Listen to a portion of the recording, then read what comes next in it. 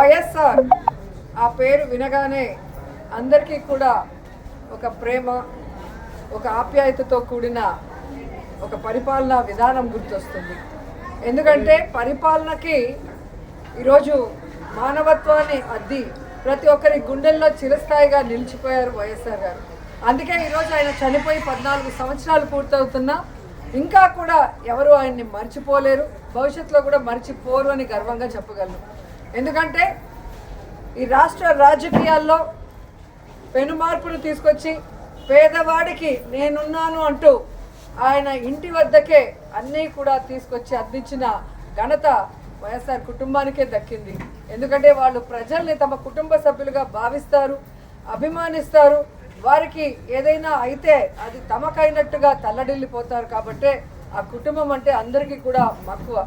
కానీ రాజశేఖర్ రెడ్డి గారు ఏ విధంగా అయితే తన పాదయాత్రలో ఒక ప్రభంజనాన్ని సృష్టించారో, ప్రజల కష్టాల్ని, రైతుల కష్టాల్ని, ముఖ్యంగా పేదవాడి కష్టాన్ని దగ్గర నుంచి చూసి అవన్నీ దూరం చేయాలి అని ఒక నిర్ణయం తీసుకొని ముఖ్యమంత్రి అయిన తర్వాత ఆయన చేపట్టిన అనేక చారిత్రాత్మక నిర్ణయాలతో, సంక్షేమ పథకాలతో మరి ప్రతి ఒక్కరి గుండెల్లో కూడా ఈరోజు నిలిచిపోయారు. ఈరోజు హాస్పిటల్లో మరి సేవా కార్యక్రమాలు చేయడం జరుగుతుంది వైఎస్ఆర్ గారి జయంతి సందర్భంగా. సో 108 ఎంతోమందికి ప్రాణదానం చేశారు. అలాగే ఆరోగ్యశ్రీ ఎంతోమంది కుటుంబాల్ని ఈరోజు నిలబెట్టిన ఘనత వైఎస్ఆర్ గారికే దక్కింది.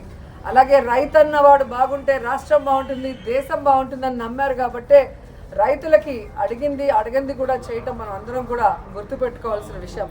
ఇలా చెప్పుకుంటూ పోతే ఎన్నో. అందుకే వైఎస్ఆర్ అంటే ఒక బ్రాండ్, ఆయన ఒక లెజెండ్. సో రాజశేఖర్ రెడ్డి గారు మనకి కనిపించకుండా పోయిన తర్వాత అందరూ కూడా తల్లడిల్లిపోయాం.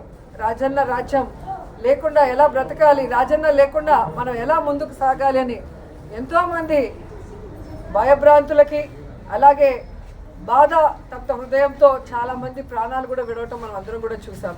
కానీ ఆశా కిరణం లాగా ఆయన కొడుకు పులివెందుల పులిబిడ్డ, రాజన్న ముద్దు బిడ్డ జగనన్న వచ్చిన తర్వాత మళ్ళీ దేవుడి పాలన ఎలా ఉంటుంది, రాజన్న పాలన ఎలా ఉంటుందో మరి మన అందరికీ కూడా చూపించడం జరిగింది. కానీ మొన్న ఎలక్షన్స్లో మనం ఓడిపోవటం అనేది కొంచెం బాధాకరమైన విషయమే. అయినా మనం ఓడినా గెలిచినా, అధికార పక్షంలో ఉన్నా ప్రతిపక్షంలో ఉన్నా మనం ఎప్పుడు ప్రజల పక్షానే.